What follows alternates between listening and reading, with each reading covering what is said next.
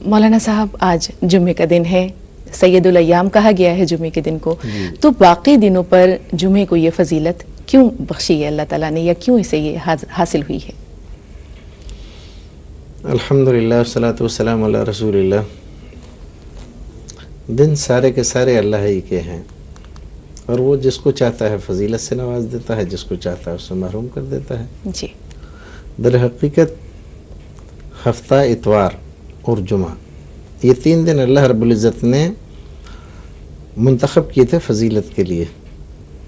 ہفتے کا دن دیا گیا تھا یہودیوں کے لیے، جی، لیکن انہوں نے اس کی قدر نہیں کی۔ پھر اتوار کا دن دیا گیا تھا عیسائیوں کو، اللہ رب العزت نے ہمیں جمعہ دیا۔ رسول اکرم فرماتے ہیں کہ ہمارا وقت تو بہت تھوڑا ہے، لیکن فضیلتوں سے زیادہ نوازا گیا ہے ہمارے وقت کو۔ بالکل مولانا صاحب، معذرت کے ساتھ تھوڑا سا آپ کو کچھ پل کے لیے روکوں گی، ایک کالر لائن پہ ہیں اور پھر جانیں گے کہ جمعے کے دن کی فضیلت کیا ہے تفصیل کے ساتھ۔ یاسین صاحب جودھ پور سے مخاطب ہیں، خیر مقدم ہے آپ کا، کیا جاننا چاہ رہے ہیں؟ یاسین جودھ پور سے بول رہا ہوں میں۔ جی فرمائیے، کیا پوچھنا چاہ رہے ہیں؟ السلام علیکم۔ وعلیکم السلام۔ ارے حضرت، میں آپ سے یہ پوچھ رہا تھا کہ اپنے جو روزے کے اندر ہے نا، یہ بار بار جو تھوک آتا ہے وہ اندر جانا اچھا ہے، اندر چلا جاتا ہے؟ جی، سوال آپ کا ہم سمجھ گئے، چونکہ آپ سے گفتگو ہو رہی تھی قطع کلامی کے لیے معذرت، آپ سے ہی جواب کی درخواست ہے۔ یہ جو انہوں نے کہا کہ تھوک آتا ہے بار بار، تو اسے نگل جانا کیا یہ جائز ہے، درست ہے؟ دیکھیے، باہر سے کوئی چیز کھانا منع ہے۔ جی، ہمارے جسم کے اندر جو اللہ رب العزت نے مشینری رکھی ہے اور جو ہمارے پیٹ کے اندر غذا ہوتی ہے، دن بھر وہ اس کو پچا کر اور اس سے الگ الگ اجزاء نکال کر سارے جسم کو ڈسٹریبیوٹ کرتا رہتا ہے۔ ایسی ہمارے منہ کے اندر جو گلینڈس ہیں وہ یہ بناتے رہتے ہیں تاکہ ہمارا حلق خشک نہ ہو جائے۔ تو کوئی آدمی اس کو اپنے طور پر نکال کے نگلے تو یہ تو بڑی قبیح بات ہے، لیکن خود بخود پیدا ہو رہا ہے اور پیدا ہوتا ہے اور آپ کو احساس ہو رہا ہے۔ اصل میں احساس زیادہ کرنے لگتا ہے آدمی تو زیادہ یہ پیدا ہوتا ہے، ورنہ تو یہ نارملی ایک فطری طور پر چیز پیدا ہوتی رہتی ہے اور اندر جاتی رہتی ہے تاکہ یہ ہوائی نالیاں ہماری اور یہ جس سے ہم بولتے ہیں یہ سب تازہ رہیں، ورنہ تو آدمی کی بات ہی نہیں ہو پائے۔ جی بالکل، اور ہو سکتا ہے رمضان میں اس چیز کا احساس اس لیے زیادہ ہوتا ہے کہ انسان پانی نہیں پی سکتا۔ تو امید ہے عزیز ناظر کہ آپ کو آپ کا سوال کا جواب مل گیا ہوگا۔ اب ہم نسیم النساء صاحبہ سے بات کرتے ہیں، وجے واڑہ سے مخاطب ہیں۔ خیر مقدم ہے نسیم صاحبہ، کیا جاننا چاہ رہی ہیں؟ وعلیکم السلام۔ وہ عشاء کے بعد تراویح پڑھتے ہیں نا رمضان کے مہینے میں، جی، اور معمول روزہ میں تہجد ہے، یہ دو بھی الگ الگ پڑھا سکتے نہیں؟ دو بھی پڑھ سکتے ہیں رمضان کے مہینے میں؟ جی مولانا ارشد بشیر مدنی صاحب، جیسا کہ انہوں نے کہا کہ تراویح بھی پڑھتے ہیں اور تہجد بھی، تو کیا تراویح اور تہجد دونوں ایک ہی مفہوم رکھتے ہیں رمضان میں، یا دونوں دو الگ چیزیں اور ان دونوں کا الگ سے اہتمام کرنا چاہیے؟ وعلیکم السلام ورحمۃ اللہ وبرکاتہ۔ تہجد اور تراویح نام الگ الگ استعمال ہو رہے ہیں، لیکن رمضان المبارک میں وہی جو عام دنوں میں ہم تہجد کے نام سے پڑھتے ہیں، رمضان المبارک میں اسلام میں یہ خصوصیت ہے، نبی اکرم صلی اللہ علیہ وسلم کے عمل سے یہ بات ثابت ہے کہ اس کا ٹائم جیسے تہجد میں ہوتا ہے کہ 12 کے بعد آدھے پہر کے بعد یہ ٹائم شروع ہوتا ہے، لیکن رمضان المبارک میں اللہ کی طرف سے ایک چھوٹ ہے، یا اسلامی اعتبار سے خوبی یہ ہے کہ وہی تہجد آپ جو تراویح پڑھتے ہیں دونوں ایک ہی چیز ہے، بس اس میں ایک فائدہ یہ ہے کہ رمضان مبارک میں یوں سمجھ لیجئے آپ عشاء کے بعد سے اس کا ٹائم شروع ہو رہا ہے، اس لیے علماء اکرام نے ان دونوں میں فرق نہیں کیا ہے۔ لیکن اگر کوئی آدمی تراویح پڑھتا ہے اور سنت کی نیت سے، تو جیسا کہ حدیث شریف میں 8 رکعت سنت کی نیت سے پڑھتا ہے اور 3 رکعت وتر، اب وہ نفل کی نیت سے پھر اگر وہ سحری سے پہلے بیدار ہوتا ہے، نفل کی نیت سے اگر پڑھنا چاہتا ہے تو الحمدللہ پڑھ سکتا ہے، علماء اس سے روکتے نہیں۔ جی، تو امید ہے نسیم صاحبہ کہ آپ کو بھی آپ کے سوال کا جواب مل گیا ہوگا۔ گفتگو کے سلسلے کو ہم وہیں جوڑتے ہیں مولانا صاحب جہاں سے چھوڑا تھا۔ سید الایام ہے اور ظاہر سی بات ہے امت محمدی کو جمعے کا دن عطا ہوا ہے، فضیلت کیا ہے؟ فضیلت اس کی اتنی رکھے گی، رسول اکرم صلی اللہ علیہ وسلم فرماتے ہیں کہ من اغتسل یوم الجمعۃ غسل الجنابۃ ثم راح فی الساعۃ الاولى فکأنما قرب بدنا ومن راح فی الساعۃ الثانیہ فکأنما قرب بقرہ۔ دیکھیے حدیث لمبی ہے، جی، رسول اکرم فرماتے ہیں کہ جو آدمی جمعے کے دن غسل جنابت کرے اور پھر پہلی ساعت میں مسجد نماز پڑھنے کے لیے جائے، اس آدمی کو ایک اونٹ کی قربانی کا ثواب ملتا ہے، اور اگر دوسری ساعت میں جاتا ہے تو ایک بیل کی قربانی کا ثواب ملتا ہے، اور تیسری ساعت میں جاتا ہے تو ایک بکری کے یا دمبے کی قربانی کا ثواب ملتا ہے۔ یہ دیکھیے آج کے زمانے میں ہم دیکھیں اونٹ، ایک بیل کوئی خریدنے جائے تو کتنے پیسے آئیں گے، اور یہاں بغیر کسی پیسہ خرچ کیے ہوئے صرف اس وجہ سے کہ ہم جمعے میں پہلے چلے جائیں تو اللہ رب العزت یہ ہمیں ثواب عطا فرما دیتا ہے۔ یہ جمعے کی فضیلت ہی کی بات ہے۔ عام دنوں میں اس وقت ہم 4 رکعت پڑھتے ہیں، لیکن جمعے کے دن ہم 2 رکعت پڑھتے ہیں، اور فضیلت اس کی زیادہ ہے۔ اس کے ساتھ ایک ایسا پروگرام اللہ رب العزت نے ہمارے لیے رکھ دیا ہے کہ ہمارے سماج، معاشرے، ملک اور تمام طرح کے جتنے بھی مسائل ہیں، تمام کے اوپر اس میں جمعے میں ہم ڈسکس کر سکتے ہیں اور پلان پیش کر سکتے ہیں۔ وہاں کوئی سمسیا ہے، پریشانی ہے، اس کے لیے مشورہ بھی رکھ سکتے ہیں۔ بالکل مولانا، تو جمعے کی اہمیت بہت زیادہ ہے اسلام۔ بالکل، بے حد شکریہ اس جواب کے لیے، اور مولانا صاحب سے بھی ہم جانیں گے کہ خاص طور پر رمضان المبارک میں جمعے کی کیا اہمیت ہے۔ آئیے پروگرام کے سلسلے کو آگے بڑھاتے ہیں۔ مولانا ارشد بشیر مدنی صاحب، آپ سے جاننا چاہیں گے کہ خاص طور پر رمضان المبارک میں جمعے کے دن کی کیا فضیلت ہے؟ رمضان المبارک کا ویسے ہر دن بڑا اہم ہے، تو اس لحاظ سے جمعہ کی ظاہر بات ہے عام دنوں کے مقابلے میں، جب عام دنوں کے مقابلے میں رمضان مبارک کا ہر دن بڑا اہم ہوتا ہے تو رمضان مبارک کی بھی اہمیت آپ اس سے سمجھ جا سکتے ہیں۔ ایک حدیث شریف میں سناتا ہوں اس ضمن میں کہ عام طور پہ ہمارے پاس یہ حدیث شریف مشہور ہے کہ رمضان کا آخری دہا جہنم سے آزادی کا، جبکہ یہ حدیث آتھینٹک نہیں ہے۔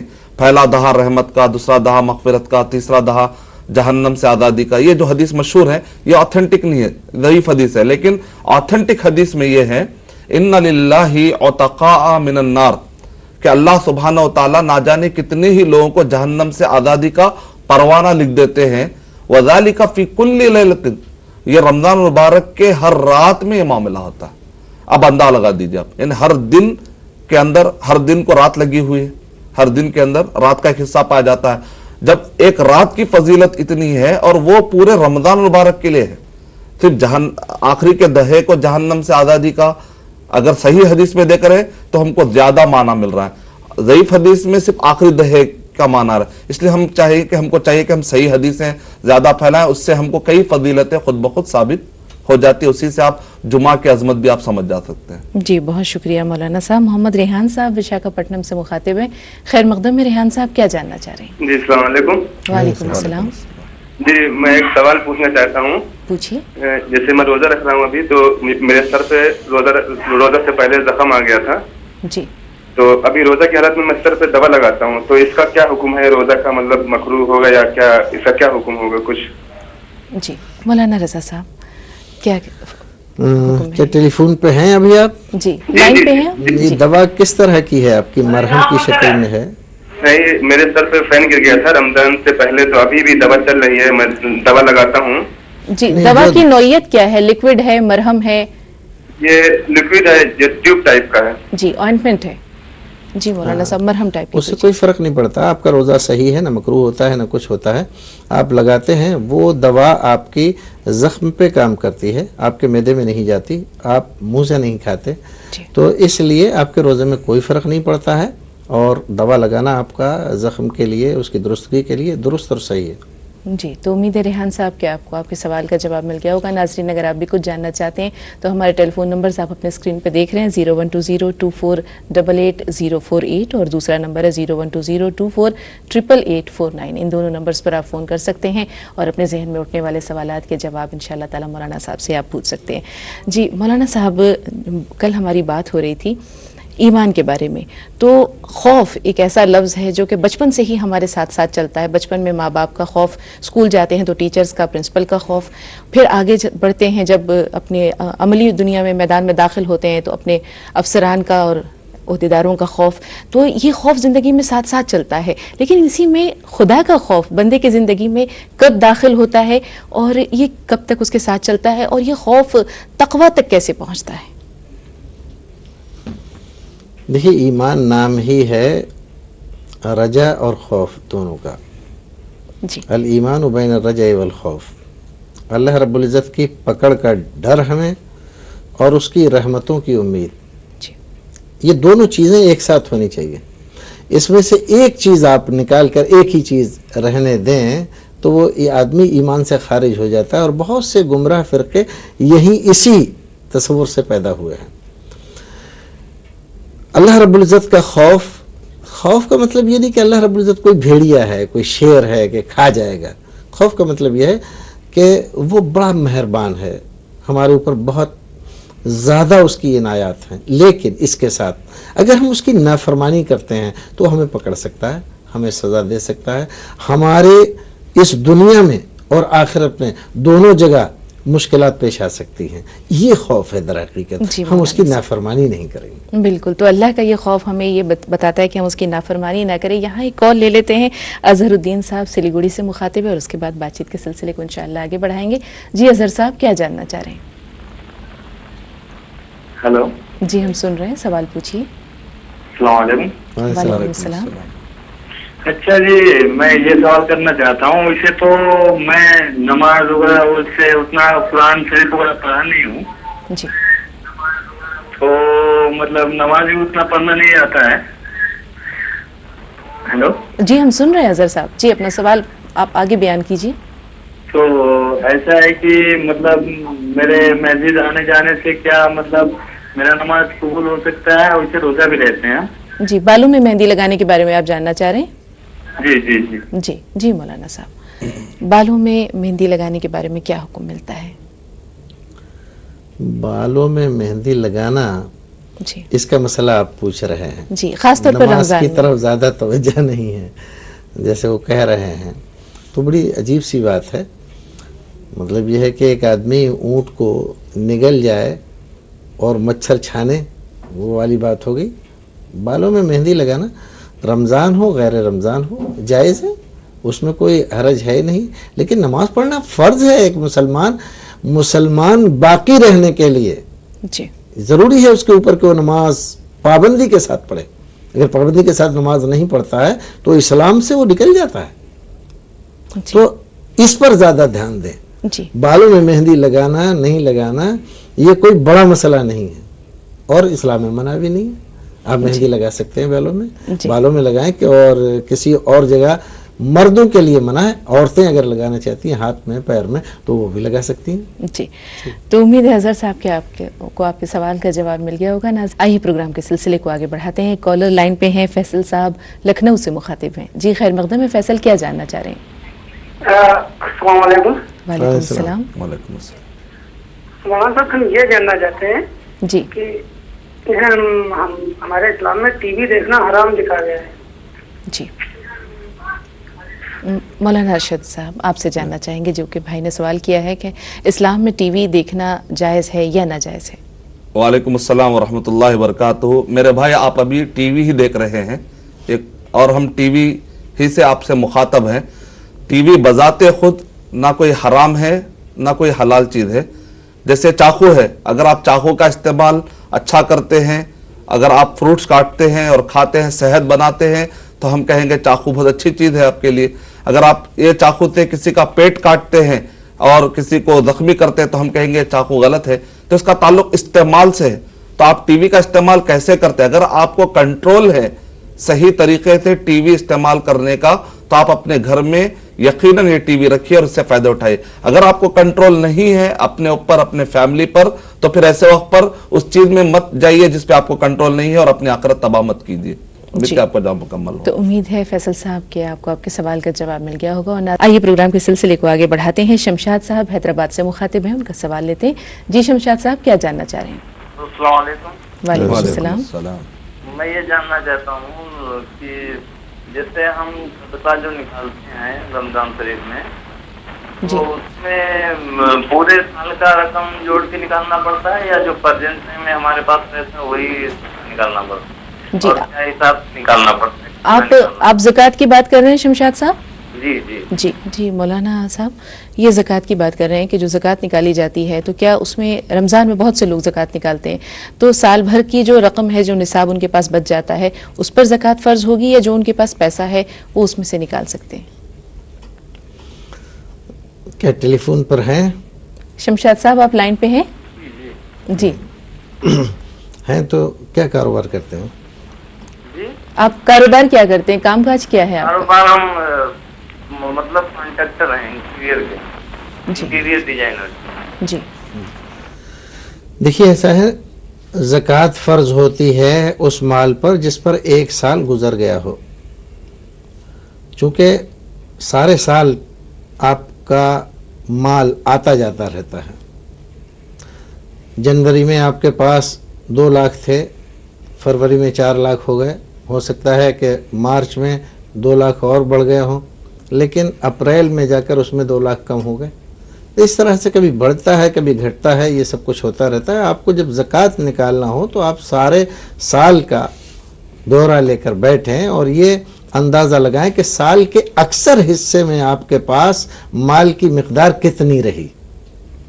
यानी फ़र्ज़ किया जाए कि अक्सर औसत माल हमारे पास साल में 6 लाख रहा, कभी 3 लाख हो गया, 4 लाख हो गया, तो कभी ऐसा हो गया कि 8 लाख हो गया, 9 लाख हो गया, लेकिन फिर कम हो गया, तो कभी घटता रहा कभी बढ़ता रहा इस तरह। तो अब औसत हमारे पास 6 लाख रहा, तो 6 लाख की हमको ज़कात निकालनी है। जी, तो उम्मीद है शमशाद साहब कि आपको आपके सवाल का जवाब मिल गया होगा। तो आइए प्रोग्राम के सिलसिले को नाजरीन हम आगे बढ़ाते हैं, लेकिन उससे पहले तफसीर साहब से बात कर लेते हैं। मेरठ से मुखातिब हैं। जी तफसीर साहब, क्या जानना चाह रहे हैं? जी, वो मेरा सवाल ये था, पेश इमाम खिताब लगा के नमाज पढ़ा सकते हैं नहीं? जी मौलाना अरशद साहब, सवाल इन्होंने पूछा कि पेश इमाम खिजाब लगाकर नमाज पढ़ा सकते हैं या नहीं। वालेकुम अस्सलाम वरहमतुल्लाहि वबरकातुहू। भाई, अगर आप खिजाब, काले खिजाब की अगर आप बात कर रहे हैं, खिजाब में अगर कोई इमाम साहब अपने बालों का रंग काला करते हैं तो ऐसे वक्त पर नबी अकरम सल्लल्लाहु अलैहि वसल्लम के हदीस शरीफ है कि आपने क़यामत की निशानियों में से बताया कि ऐसी कौम आएगी जो अपने बालों को वो काला रंग करेगी। यानी मतलब ये है कि आप लाल रंग, मेहंदी का रंग, इस तरीके से आप रंग भी इस्तेमाल कर सकते हैं, मेहंदी भी इस्तेमाल कर सकते हैं, लेकिन वजन्निबुस सवाद, लेकिन काले को अपने आप से दूर रखना चाहिए। काले बाल को काला रंग नहीं करना चाहिए। अगर कोई इमाम साहब अगर अपने बालों को काला रंग करते हैं तो उससे नमाज का कोई ताल्लुक नहीं है। उसकी मिसाल ऐसी है जैसे अगर कोई सोने से बना हुआ लोटा है, लोटे से वजू कर रहा है, तो वजू वो पानी से कर रहा है कि सोने से कर रहा है? जाहिर बात है वो वजू पानी से कर रहा है, तो ये देखा जाएगा कि पानी पाक है या नहीं है। पानी पाक है तो वजू हो जाएगा, सोना इस्तेमाल करने का गुनाह अलग लिखा जाएगा। इसको जिहतुल इन्फिकाक कहते हैं, दो रुखी मसला है। तो एक मसले में 2 मसले आ गए, तो काला रंग लगाने का गुनाह अलग लिखा जाएगा। अलबत्ता नमाज अपनी जगह पर सही है, आप उनके पीछे नमाज पढ़ सकते हैं, और अगर बेहतर है तो आप उनको अकेले में नसीहत भी कर दे। लोगों के सामने नसीहत करना ये नसीहत नहीं होती, फजीहत होती है। उम्मीद का आपका जवाब मुकम्मल हुआ। जी, तो उम्मीद है कि शमशाद साहब आपको आपके सवाल का तफसीली जवाब मिल गया होगा। प्रोग्राम के सिलसिले को आगे बढ़ाते हैं। अरशद साहब, बात हो रही थी खुदा के खौफ की। क्या ये कहा जा सकता है कि खौफ खुदा ईमान की पहली मंजिल है, पहली सीढ़ी है? दरअसल खौफ को सीढ़ी बनाना सही नहीं है, क्योंकि जो भी कौम ने खौफ को सीढ़ी बनाया तो वो आखिरी में खवारिज हो गए। खौफ और उम्मीद, जैसा कि मौलाना ने भी इसकी तरफ इशारा किया है कि हमारी जो बुनियाद है इस्लाम की, अल ईमानु बैन रजाई वल खौफ, उम्मीद और खौफ ये है असल सीढ़ी जिसकी बुनियाद पर सही ईमान तरतीब पाएगा। जो लोग आप देखेंगे, जो लोग खाली उम्मीद लगा लेते हैं तो आखिरी में उनके पास गुनाह की कसरत हो जाती है, और जो लोग खाली खौफ बिठा लेते हैं आखिरी में मायूस होकर मुर्तद हो जाते हैं। जो लोग सिर्फ मोहब्बत करते हैं तो आखिरी में वो लोग बहुत सारे फहश कामों में पड़ जाते हैं। इसलिए सबसे बेस्ट तरीका ये है कि मोहब्बत भी हो, खौफ भी हो, उम्मीद भी हो। जन्नत पाने की आदमी के पास उम्मीद भी होना चाहिए और जहन्नम से उसको डर भी होना चाहिए। जैसा कि उमर रज़ियल्लाहु ताला कहते हैं, अगर जहन्नम से आवाज आए कि अब एक आदमी बाकी रह गया है जिसको डाला जाएगा, तो मैं डर जाऊंगा कि कहीं मैं ना रहूं। और अगर जन्नत से आवाज आए कि अब एक आदमी है जन्नत में जाने के लिए, तो मुझे उम्मीद है कि शायद कि वो मैं रहूंगा। यानी इस तरह का जो है मोमिन का अंदाज होना चाहिए। इसलिए हदीस शरीफ में आया सही मुस्लिम में, मा अमिन अला नफ्सिही इल्ला मुनाफिक, जो आदमी अपने आप पर मुतमईन हो जाता है वही मुनाफिक है। ना मुतमईन होना चाहिए, ना खौफ में आ जाना चाहिए, ना उम्मीद लगाना चाहिए। सब मिले जुले जज्बात का नाम है ईमान। अल ईमानु बैन अर्रजाई वल खौफ। جی، ہم دیکھتے تھے کہ صحابہ اکرام جو ہے وہ خوف خدا سے یا آخرت کے خوف سے یا اپنے اعمال کی وجہ سے وہ رویا کرتے تھے، گریہ ازاری کرتے تھے. اس کی کیا وجہ تھی مولانا صاحب؟ کیوں اس طرح وہ آنسو بہاتے تھے؟ دیکھیے، ہمیں اپنے انجام کے بارے میں یقینی علم نہیں ہے. ہمارا رب جیسے رحیم، کریم، غفور، ودود ہے، ایسے ہی جبار، قہار بھی ہے. پھر وہ بڑا نقطہ نواز ہے. اس کی رحمت ہو تو ایک چھوٹی سی نیکی پر وہ جنت عطا کر دیتا ہے، اور اگر اس کا غضب ہو جائے تو ایک چھوٹے گناہ پر وہ بڑے سے بڑا عذاب بھی دے سکتا ہے. صحابہ کرام اسی لیے روتے تھے کہ انجام معلوم نہیں ہے، اور جتنا ہمیں کرنا چاہیے اتنا ہم کر نہیں پا رہے ہیں. حالانکہ وہ بہت کرتے تھے. ہمارے اعتبار سے تو وہ اس بلند درجے پہ تھے کہ ہم لوگ اس کا تصور نہیں کر سکتے، لیکن اس کے باوجود وہ سوچتے تھے ابھی نہیں کیا اور زیادہ کرنا چاہیے. سبحان اللہ، یہ بات تھی. جی مولانا صاحب، اس پہ آپ سے اور بھی جانکاری لیں گے. ضیاء اللہ صاحب وشاکھاپٹنم سے فون لائن پہ، ان کا سوال لے لیتے ہیں. جی ضیاء صاحب، کیا جاننا چاہ رہے ہیں؟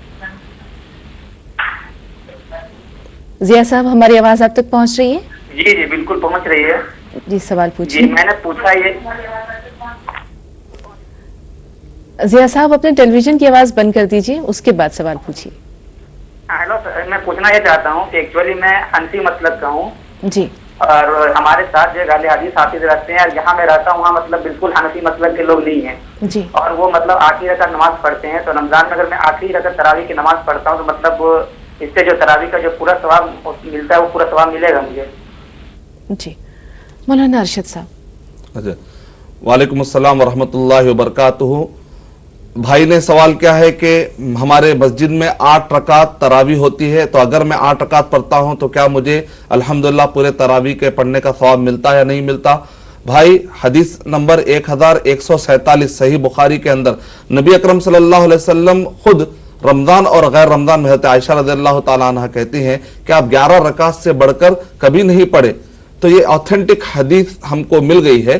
تو لہذا اگر آپ پڑھ رہے ہیں تو ماشاءاللہ آپ تو سنت ادا کر رہے ہیں، تو کیسے ادا نہیں ہوگی؟ انشاءاللہ آپ اللہ پہ بھروسہ رکھیے، آپ امید رکھیے، یقین رکھیے. انشاءاللہ نفل کی نیت سے اگر آپ اپنے گھر میں جا کر اور پڑھنا چاہتے ہیں تو 49 تک بھی تعداد بتائی گئی ہے، آپ پڑھ سکتے ہیں. سنت تو الحمدللہ آپ کی ادا ہو رہی ہے، آپ کو یقین ہونا چاہیے انشاءاللہ. جی تو امید ہے کہ آپ کو آپ کے سوال کا جواب مل گیا ہوگا. نظام صاحب کولکتہ سے مخاطب ہیں. خیر مقدم ہے نظام صاحب، کیا جاننا چاہ رہے ہیں؟ نظام صاحب، ہماری آواز آپ تک پہنچ رہی ہے؟ رابطہ منقطع ہو گیا ہے. مولانا صاحب، جیسا کہ انہوں نے فرمایا کہ یہ حنفی مسلک کے ہیں اور جہاں یہ نماز وغیرہ ادا کرتے ہیں شاید وہاں حنفی لوگ نہیں ہیں، تو شریعت میں اس بارے میں کیا حکم ملتا ہے؟ دیکھیے، اصل میں ہم لوگ جو ہے اپنی ان نسبتوں پر زیادہ دھیان دیتے ہیں کہ ہم حنفی ہیں، ہم اہل حدیث ہیں، ہم فلاں ہیں، ہم فلاں ہیں. ان نسبتوں پر زیادہ دھیان نہ دے کر اس بات پر دھیان دینا چاہیے جو ہم عمل کر رہے ہیں وہ ہمارے رسول کے عمل سے کس حد تک میل کھاتا ہے. اگر وہ عمل رسول اکرم صلی اللہ علیہ وسلم کے عمل کے مطابق ہے تو نسبت ہماری کسی سے بھی ہو اس میں کوئی فرق نہیں پڑتا. ہمارا عمل درست ہے، صحیح ہے. ہم حنفی رہیں، شافعی رہیں، مالکی رہیں، حنبلی رہیں یا کوئی اور بن جائیں، تب کوئی فرق نہیں پڑتا. کیوں؟ اس لیے کہ یہ سارے لوگ بھی اپنی نسبت رسول سے جوڑتے ہیں. ایک حنفی کو بھی ضرورت ہے رسول سے نسبت جوڑنے کی. جب تک وہاں نسبت نہیں جوڑے گا تب تک اس کا کام نہیں چلے گا اور کسی کا بھی نہیں چلے گا. تو اگر ہماری نسبت رسول سے جڑ گئی اور ہمیں رسول کی سنت مل گئی تو پھر ہمیں باقی اور چیزوں کی طرف نہیں دیکھنا چاہیے. یقیناً مولانا صاحب، بے حد شکریہ ان تمام سوالات کے لیے. اور آئیے اکبر علی صاحب سے بات کر لیتے ہیں، دبئی سے مخاطب ہیں. خیر مقدم ہے اکبر صاحب، کیا جاننا چاہ رہے ہیں؟ السلام علیکم. وعلیکم السلام. جی میرا سوال یہ ہے کہ میں جب بھی نماز کرتا ہوں جمعہ کی، جی ایک مسجد ہے وہاں رشریہ میں، وہاں جاتے ہیں ہم. وہاں کے امام اتنے اچھے طریقے سے نماز پڑھاتے ہیں تو میری آنکھیں نم ہو جاتی ہیں، میں رونے لگ جاتا ہوں. اور دوسرا سوال میرا یہ ہے کہ میرے اوپر تھوڑا لون ہے کہ میرے اوپر زکوٰۃ واجب ہے یا نہیں. جی مولانا ارشد بشیر مدنی صاحب، آپ سے جاننا چاہیں گے، جیسا انہوں نے فرمایا کہ ان پہ کچھ قرض ہے تو ان پہ زکوٰۃ فرض ہے یا نہیں؟ میرے بھائی، پہلے شاید آپ سوال करना चाह रहे हैं कि आंखें नम होती हैं, तो मुझे समझ में नहीं, उसमें सवाल तो समझ में नहीं, अलबत्ता दूसरा सवाल जो ज़कात का है थोड़ा सा वाज़ेह है कि आपके ऊपर कर्जा है और आपके पास अगर माल है, यानी सोने की शक्ल में घर में अगर है, जैसे अक्सर होता है कि सोना मौजूद होता है फिर भी बाहर से कर्जा लेते हैं, तो इस्लाम का उसूल ये है कि कर्जा जल्द से जल्द अदा कर देना चाहिए। अगर आपके पास सोना है तो उसको बेचकर आप कर्जा अदा कर दीजिए, लेकिन अगर आपको कर्जा अदा करने में छूट है, सहूलत है, तो कर्जे का मामला बिल्कुल अलग रहेगा, सोने पर ज़कात बिल्कुल अलग पड़ेगी आपको। तो कर्जा आप या तो अदा कर दीजिए सोने को बेचकर, अगर आप वो सूरत नहीं करते बल्कि मोहलत का फायदा उठाते हैं, तो जितने आपके पास सोना है ये देखिए कि वो निसाब को पहुंचता है या नहीं पहुंचता। अगर वो साल गुजर गया है और 85 या 87 ग्राम सोने के मुताबिक अगर आपका वो अमाउंट, ये आपके पास जो अमाउंट रखा हुआ है या आपके पास जो सोना है, अगर वो 87 ग्राम सोना यहां तक अगर आ जाता है तो फिर आपको ज़कात निकालनी चाहिए। उम्मीद है आपका जवाब मुकम्मल हो। जी, तो उम्मीद है अकबर साहब कि आपको आपके सवाल का जवाब मिल गया होगा, लेकिन जैसा कि उन्होंने अपने जज्बात का इजहार किया, मौलाना साहब आपसे जानना चाहेंगे कि वो इमाम साहब इतनी खूबसूरत तरीके से, इतनी खुश उसलूबी से नमाज पढ़ाते हैं कि इनकी आंखें नम हो जाती हैं, तो जब बंदा इतना मुतासिर होता है तो हमारे रब का क्या हाल होगा, वो क्या अजर देंगे इंशाअल्लाह उन्हें? जी जी, देखिए अजर की बात है, असल में क्या है कि ये ईमान की बात है। ईमान अगर मजबूत है आदमी का और दिल उसका साफ है तो हर अच्छी बात उसमें असर करती है। और ये जो तासुर है, जो कहते हैं आंखें नम हो जाती हैं, जिसको तासुर बोलते हैं, ये तासुर उसी वजह से है कि दिल आपका मोमिन है और आप अच्छाई को पसंद करते हैं, कबूल करते हैं। तो जब इस तरह की बात है तो आपके अंदर बालिदगी की पूरी सलाहियत है, आप अपनी इस नेकी के जज्बे को और बढ़ाने की कोशिश करें। यकीनन मौलाना साहब। जी, बिलाल साहब बाराबंकी से मुखातिब हैं। खैर मकदम है, बिलाल साहब क्या जानना चाह रहे हैं? बिलाल साहब, हमारी आवाज़ आप तक पहुंच रही है? अगर हमारी आवाज़ आप तक पहुंच रही है तो सवाल पूछिए। जी, अगर रोजे की हालत में हो और इतर लगा लें।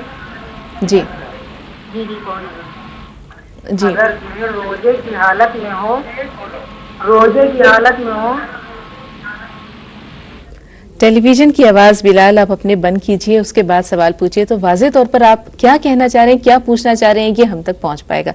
मौलाना साहब, एक सवाल कुछ अधूरा सा रह गया था। एक साहब ने सवाल किया था कि उन्हें कुरान पाक की बहुत सारी सूरतें वगैरह याद नहीं है, तो जब वो मस्जिद में जाते हैं तो उन्हें कुछ दुश्वारी होती है नमाज की अदायगी में। मैं चाहूँगी इस बारे में आप अपनी गुफ्तगू कुछ रोशनी डालें इस मामले पर। देखिए, असल में उनका मामला ये था, जैसा कि समझ में आया, कि नमाज अच्छी तरह याद नहीं है उनको, कुरान की सूरतें भी नहीं आती उनको जी। लेकिन नमाज पढ़ने जाते हैं मस्जिद में, जैसा औरों को करते देखते हैं वैसा ही वो भी कर लेते हैं। क्या नमाज उनकी हो जाती है? ये सवाल शायद लग रहा था कि ये सवाल है उनका। तो आप मस्जिद में जाते रहिए, लेकिन आपकी उम्र कितनी है ये तो पता नहीं चला, लग रहा है कि आप उम्र दराज हैं। आपको अब भी नमाज सीखने के लिए हर दिन कम से कम 1 घंटा निकालना चाहिए। नमाज ऐसी चीज़ नहीं है कि आप उसको पढ़ी ना पढ़ी, सीखी ना सीखी, जैसे उल्टी सीधी चाही पढ़ ली। नहीं, नमाज के क़द अफ़लहल मुमिनून अल्लज़ीना हुम फ़ी सलातिहिम ख़ाशिऊन, जो खुशू खुजू के साथ नमाज पढ़ते हैं वही कामयाबी तक पहुँचते हैं। ये अल्लाह रब्बुल इज़्ज़त फरमा रहा है। तो खुशू खुजू तक नमाज पढ़ने की सूरत ही ये है कि आप जानते हो कि मैं क्या पढ़ रहा हूँ, आपको मालूम हो कि मुझे रुकू में क्या पढ़ना है, सजदे में क्या पढ़ना है, तशहुद में क्या पढ़ना है। जब तक ये मालूम नहीं होगा, और दीन सीखने की कोई उम्र नहीं होती। बेशक आप ये ना सोचें कि बच्चे होते उस वक्त सीख लेते, मौका नहीं मिला, जवान थे तब भी मौका नहीं मिला, अब बूढ़े क्या पढ़ेंगे। नहीं, सहाबा किराम रिज़वानुल्लाहि तआला अलैहिम अजमईन की अक्सरियत उम्र के एतबार से काफ़ी उम्र दराज थी। जब उन्होंने इस्लाम कबूल किया तो उसी वक्त दीन सीखा था। उनको दीन सीखने में उनकी उम्र हारिज नहीं हुई। लिहाजा आप भी पहली फुर्सत में अपने औकात से कम 1 घंटा निकाल के अपनी मस्जिद के इमाम साहब के पास जाएं और उनसे नमाज सीखें। बिल्कुल, तो आपने सही फरमाया कि सीखने की कोई उम्र नहीं है, हर उम्र में जो है वो इल्म हासिल किया जा सकता है। वली इमाम साहब से बात कर लेते हैं, हिमाचल प्रदेश से मुखातिब हैं। खैर मकदम है, वली साहब क्या जानना चाह रहे हैं? अस्सलाम वालेकुम। वालेकुम सलाम। मैं मौलाना साहब चाहता हूँ ज़कात के मामले में। जी। पीएफ के जैसे लोग नौकरी करते हैं और पीएफ पैसे में है, जमा है, तो क्या उस पर भी ज़कात जायज? जी मौलाना अरशद साहब, जी। सवाल। पीएफ जब तक आपके हाथ को नहीं लगा तो आप उसके असल में मालिक हुए ही नहीं, यानी एक माने में आपके नाम का तो वो पैसा जमा हो रहा है, तो जिस वक्त पर वो आपको हाथ को लगेगा तो उस वक्त पर, जैसे रिटायरमेंट के बाद या अगर आप जॉब छोड़ते, जो भी शराइत के मुताबिक जिस वक्त पर आपको आपका एम्प्लॉयर प्रोविडेंट फंड के नाम पर जो पैसा आप ही का है असल में, लेकिन वो आपको हवाले करता है, तो मुकम्मल मालिक आप बाद में होते। जब मालिक आप होंगे, जब आपको हाथ में मिलेगा या आपके बैंक अकाउंट में डाल दिया जाएगा, किसी भी तरीके से आपके पोजीशन में आ जाएगा, जब आप मुकम्मल मालिक होंगे तो उस वक्त पर आप उसके बाद से साल काउंट करेंगे और साल गुजरने के बाद उस माल पर आपको ज़कात देनी पड़ेगी अगर वो निसाब के मुताबिक है तो।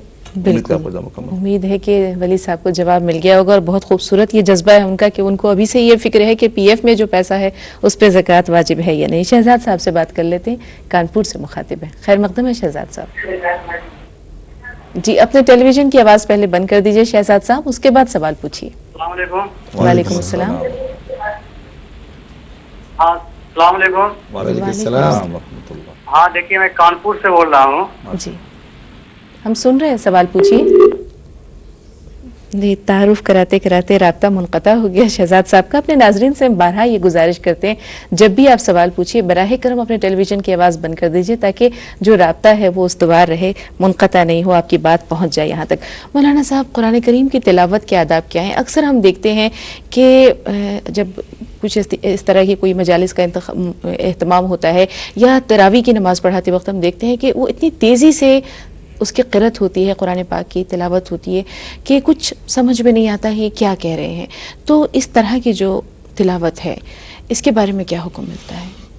देखिए कुरान खुद कहता है कि मुझे कैसे पढ़ें आप। कुरान कहता है वरतिल कुरान तरतीला, कुरान को तरतील से पढ़ो, ठहर ठहर के पढ़ो, एक एक बात उसकी समझ में आती जाए। और कुरान आया है समझने के लिए, ये महज ऐसा नहीं है कि कोई जादुई कलिमात हैं उनको जल्दी जल्दी आप दोहरा दें और कोई परी आएगी और वो छड़ी घुमाएगी और आपकी मन की मुराद पूरी हो जाएगी। ये आप अल्लाह रब्बुल इज़्ज़त से हम कलाम है, एक तरह से कारी नज़र आता है, हकीकत में है कुरान। कुरान जब कह रहा है कि मुझे ठहर ठहर कर पढ़ो, तो आजकल हमारे बहुत सारे कारी हज़रात जो शबीने के नाम पर कुरान की बेहुरमती कर रहे हैं, एक तरह से मजाक उड़ा रहे हैं कुरान शरीफ का। रसूल अकरम सल्लल्लाहु अलैहि वसल्लम, सहाबा किराम और इमामानी दीन ने इस तरह से कुरान पढ़ने की इजाज़त नहीं दी है जी। फिर हम उसके बरखिलाफ, हम सिर्फ इसलिए कि हम ज़्यादा से ज़्यादा शबीने बना सकें और हम इससे छुटकारा पा जाएं तरावी से। शबीना दर हकीकत तरावी से छुटकारा पाने का एक शॉर्टकट निकाला है लोगों ने, हालांकि जो तरावी की फजीलत है वो इस शॉर्टकट से हासिल ही नहीं होती उनको जी। तो कुरान शरीफ को आप अगर इस तरह से पढ़ रहे हैं तो आप एक तरह की कुरान की बेहुरमती कर रहे हैं। यकीनन मौलाना साहब, आप किसी आदमी के पास जाते हैं अपनी कोई ज़रूरत लेकर, तो आप इस अंदाज से जल्दी जल्दी बोलते हैं, देखिए मैं आपके पास जो से आया हूँ, मेरे काम है वगैरह करते हैं, करते हैं तो बड़ा काम, तो वो बेचारा क्या समझेगा। और आप ये कहें देखिए मैं फलां जगह से आया हूँ, आपका नाम सुनकर आया हूँ, मेरी ये ज़रूरत है, अगर आप पूरी कर देंगे तो बड़ा अच्छा होगा। तो देखिए दोनों बातों में कितना बड़ा फ़र्क है। यही फ़र्क है कुरान शरीफ की तिलावत में और इन बिल्कुल इस अंदाज में। बिल्कुल मौलाना अरशद मदनी साहब, एक बहुत ज़रूरी सवाल आपसे ये जानना चाह रही हूँ कि रोज़े की हालत में अगर कोई शख्स टूथपेस्ट का इस्तेमाल कर लेता है तो रोज़े की सेहत पे क्या असर पड़ता है? ये बहुत अच्छा सवाल है और कॉमन सवाल है। शेख इब्ने जिब्रीन जो सऊदी अरब के बहुत बेहतरीन मुफ्ती हैं, उन्होंने इस मसले का सबसे बेहतरीन जवाब दिया है। वो ये है कि अगर एक इंसान टूथपेस्ट इस्तेमाल करता है, उसको कंट्रोल है इस एतबार से कि वो अपने हलक में कोई भी मीठापन या उसका असर जाने ना दे। तो अगर आप गारंटी लेते हैं, जो भी आदमी टूथपेस्ट या उसका इस्तेमाल कर रहा है, ब्रश कर रहा है, अगर वो गारंटी देता है हमको कि नहीं मैं इस अंदाज में इतने खूबसूरती से करूंगा कि वो हलक में उसका मीठापन, उसका असर कुछ भी जाने नहीं दूंगा, तो हम कहेंगे भाई आपका रोजा नहीं टूटा। लेकिन हम कहेंगे कि जितना हो सके अपने रोजों के साथ ऐसे किस्म का जिसको हम कह सकते हैं खेल या इस किस्म के एक्सपेरिमेंट ना करें तो बेहतर है। उम्मीद है आपका जवाब। जी, तो बहुत शुक्रिया इस सवाल के जवाब के लिए मौलाना साहब।